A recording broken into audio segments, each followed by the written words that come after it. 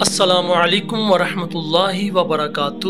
YouTube channel مدنی update پر خوش آمدید۔ جو ہمارے چینل پر نیو ویور ہیں وہ ہمارے چینل کو ضرور سبسکرائب کریں۔ رمضان اسپیشل میں سلسلہ چل رہا ہے روزہ کن چیزوں سے ٹوٹتا ہے۔ آج کا ٹاپک ہے حالت روزہ میں ٹوتھ پیسٹ کرنا کیسا۔ آئیے یہ مکمل سوال اور اس کا جواب سنتے ہیں۔ کیا فرماتے ہیں علماء دین و مفتیان شرع مدین اس مسئلے کے بارے میں کہ کیا روزہ میں جاگ والی مسواک کر سکتے ہیں یا نہیں، نیز روزہ کی حالت میں ٹوتھ پیسٹ کرنا کیسا ہے۔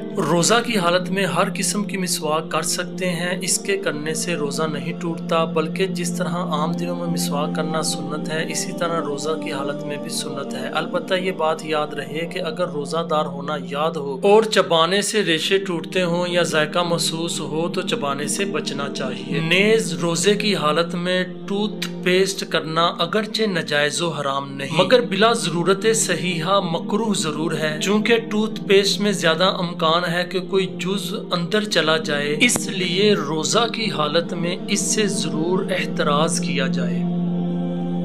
انشاءاللہ جلد نئی ویڈیو کے ساتھ حاضر ہوں گے، تب تک کے لیے اجازت۔ السلام علیکم ورحمۃ اللہ وبرکاتہ۔